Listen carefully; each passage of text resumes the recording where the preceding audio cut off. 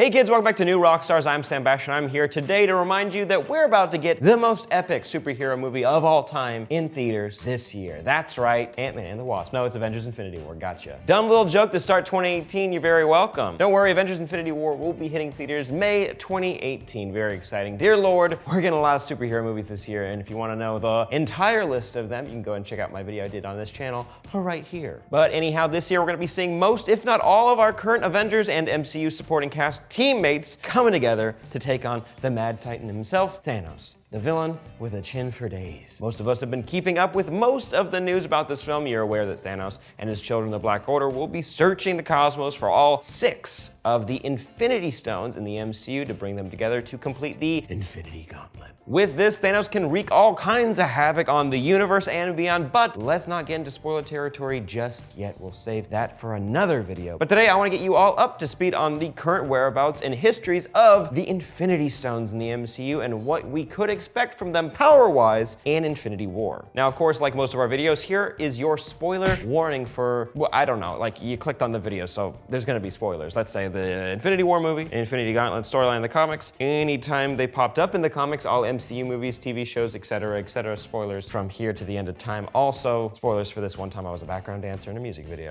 Got my girl feeling sexy and fine. You're welcome, let's get started. Let's kick this off with what are the Infinity Stones? Well, in Guardians of the Galaxy Volume 1, we hear the Collector say this. For creation itself, there were 6 singularities. Then the universe exploded into existence, and the remnants of these systems were forged into concentrated ingots. Ooh, it is quite spooky. Taking that and applying it to the comic book explanation of the Infinity Gems, which is their comic accurate name, but before that they were Soul Gems, then Infinity Gems, and now Infinity Stones. Anyways, with all that, we're able to understand that these are aspects of our universe expressed as these stones. Make sense? Hey, whatever. And those elements of our universe are space, time, soul, mind, power, and reality. Sure, if you were to break down what makes up a universe in the real world, this list would be a little bit different, but hey, comic books. Actually, in the most recent Guardians of the Galaxy comic, which I recommend you reading, they describe our universe as a simulation and the stones as the source code of said simulation. Pretty cool, and explains if someone were to get their hands on the source code of the universe, they could do some serious damage. Like if someone had their hands on the time stone, they could possibly rewrite all of time in an instant. Or if they had the space stone, they could just rip a hole in the fabric of the universe and everything could just plunge into nothingness. Being that these are the embodiment of these pieces of the universe, these stones are extremely powerful when wielded by a living being, which we've seen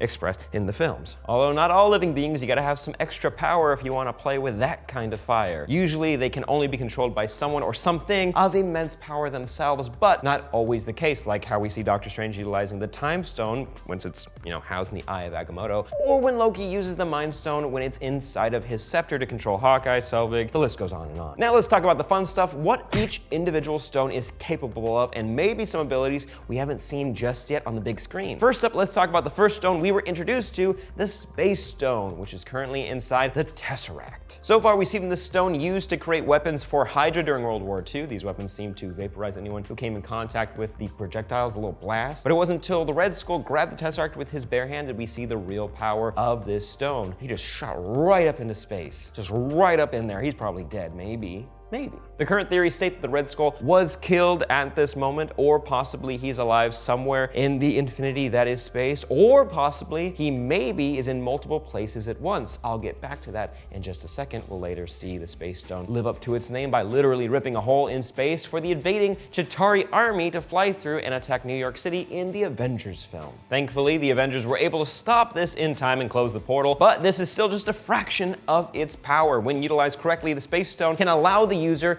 to be omnipresent or everywhere in the universe at once. When used in other ways, they could, teleport anywhere in the universe that they like, replicate super speed, move objects or beings anywhere the user chooses, or literally change the distance of 2 points by warping space. Pretty cool. Does that mean that the Red Skull is split up and living in multiple places in the universe at the same time? Did he teleport somewhere else? Or is he just super dead and his organs are just spread out to the stars? There's a lot of options. Let me know your theories in the comments down below. Also worth mentioning, it's usually the purple stone in the comics, but in the movies, it's blue. I'm okay with that. Next, we meet the Aether. I'm skipping the Mind Stone for just a second, but we'll come back to it, okay? Don't worry. The Aether, again, from what we're able to gather, is the MCU version of the Reality Stone in the comics. I'm being kind of vague because we haven't really seen the Aether used in the way that resembles the Reality Stone in the comics, but I'm getting ahead of myself. While normally yellow in the comics, this red material in the films has been used as a weapon that was told to be able to revert the universe or reality back to a darker age pre-Big Bang by turning matter into dark matter. While that does sound evil, it doesn't really sound like the reality gem that we know and love. Also, it's not usually like flying goop, but I enjoyed the effect in Thor 2. Didn't really like that movie too much, but that was fine. When used properly though, it's basically a wishing stone. It can make anything in reality possible or impossible. You could will something into being even if it doesn't obey the laws of physics. Hell, you could throw out the laws of physics and make new ones and make a whole new universe if you'd like. Now, will we see this in Infinity War? I kind of hope so, but how could the whole punch reality back together? See, we all got heavy hitters. We need more mutants. We need more cosmic level beings. So I have no idea. But now moving on to the next Infinity Stone that's got its own movie was the Power Stone, or the Orb, that we saw as the MacGuffin in Guardians of the Galaxy Volume 1. For the most part, besides the comic power gem being red, not purple, the Power Stone in the film is fairly accurate to the comics, fairly.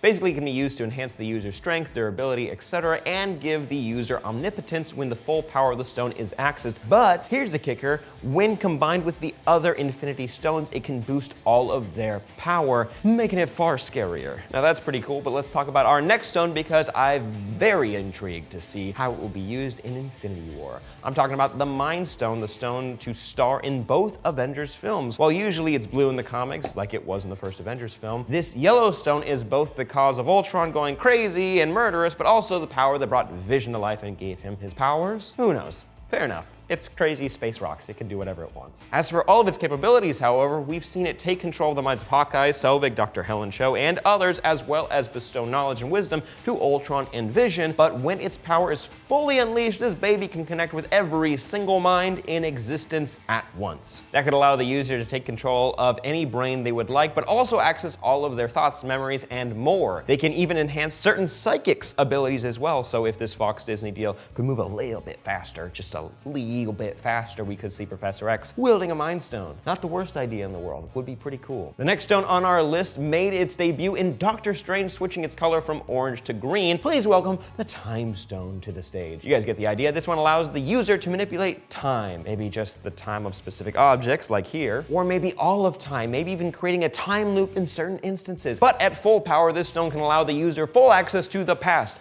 present, future, and everything in between, and complete control over all of time. These are just getting scarier and scarier by the minute, aren't they? Well, don't worry, because the last stone on the list is just a little small one. It's the Soul Stone. It's the only one we haven't seen yet in the MCU as far as we know. This one, it can't be as scary, right? It's a little green gem in the comics, but it's probably gonna be orange in the movies, most likely. It can't be that bad. Except for it can take control of all living and dead souls.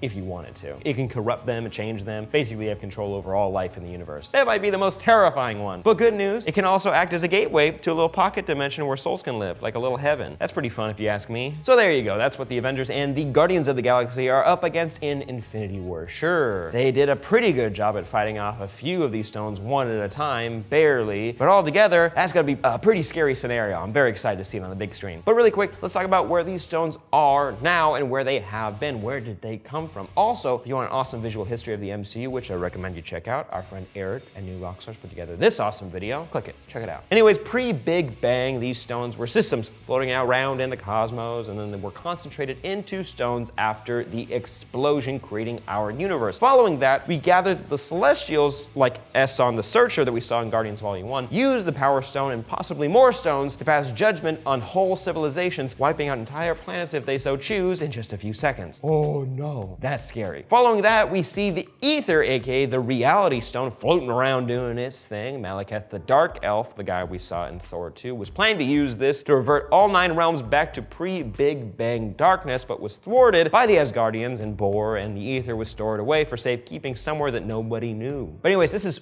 far in the past. Let's skip forward 5,000 years to World War II. We have the Red Skull and his men discovering the hidden Tesseract / Space Stone. But anyways, you guys know the story. Red Skull gets booted into space and the Tesseract falls in the Atlantic Ocean to be recovered by Howard Stark, Tony Stark's daddy, and S.H.I.E.L.D., and we don't see that again until the Avengers film. During the Battle of New York, we see the power of the Space Stone with the destruction of Project Pegasus out in the desert and the portal over New York. This film is also the introduction to the Mind Stone that was hidden inside of Loki's scepter, which was definitely in Thanos' possession, and he totally lost it. He already had a gem, a stone, if you will. That must have been a bummer. After the battle, the Space Stone along with Loki are transported back to Asgard for safekeeping. Then skip forward to the second time Malekith decided to try to destroy the universe with the newly discovered Aether. During this convergence event in Thor 2 and all the random wormholes opening up, Jane Foster actually gets sucked into one and she pops up in the hiding spot where the Aether is and it all gets sucked inside of her body. Eventually, Malekith gets his hands on her, sucks it out of her, Thor stops him, Thor kills Malekith, and Asgardians decide to hide the Aether on Knowhere with the Collector. Makes sense, you don't want to keep 2 Infinity Stones in the same place. Boy, are they going to be surprised about how many are hidden on Earth. Then scooching forward to Guardians Volume 1, we discover that at some point between the Celestials using the Power Stone just after the Big Bang until 2014, the Power Stone was hidden away in an orb on the planet Morag. The Ravengers and Yondu get word of this, but Peter Quill steals that intel,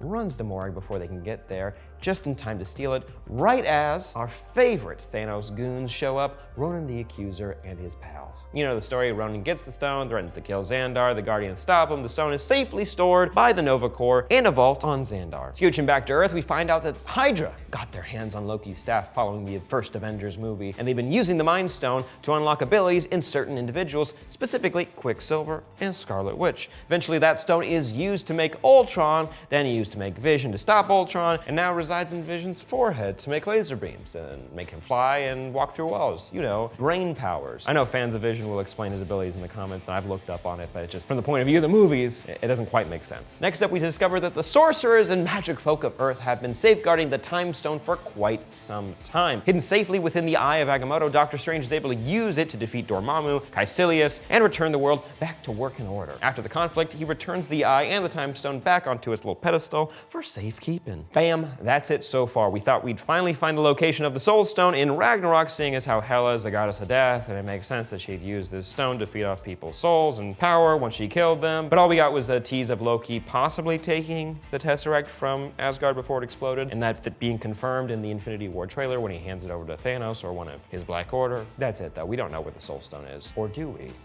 Before we get to that, though, let's do a quick rundown. Space Stone, it's on that Asgardian getaway ship. Mind Stone, it's in Vision's pink forehead. Time Stone, it's inside that eye on the shelf. Power Stone, it's inside a vault on an alien world. And the Aether, aka the Reality Stone, is in Knowhere. Sure, the Collector's home kind of exploded during Guardians Volume 1, but I'm sure that probably didn't destroy Infinity Stone. Am I right? Am I right? Am I right? The last question we're left with is, where's the Soul Stone? Well, kids, I got 3 theories. 1, Thanos already has it, and we just don't know it. As far as the stones we saw in the trailer, we can confirm that he gets the Space and Power Stones within this movie, but we can't see his thumb, which does hold a stone. And based on the teaser we saw a couple of years ago for Infinity War, it looks like a perfect place to store an orange one, aka the Soul Stone. And sure, you could point out that all the colors of the stones in that teaser don't line up with the trailer that we just got, but there's a chance that the Soul Stone could already be on his thumb since we can't see it in that shot where he's dropping the stones into place. It's an option, that's all I'm saying. But here's theory 2. What if we don't see it in Avengers Infinity War? There's a chance that as a way to hold off between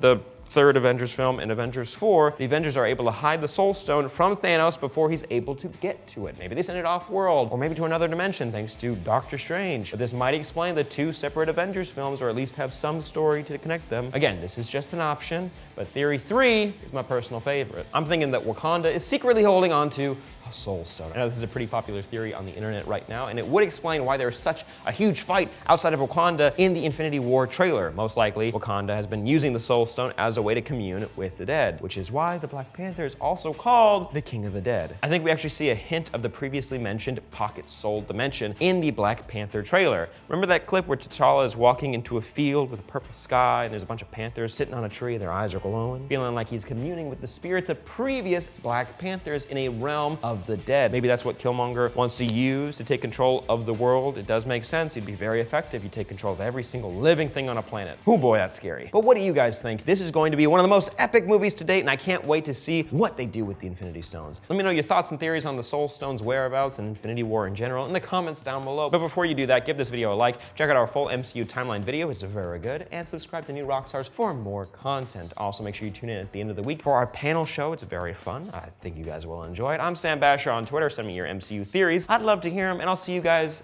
next time.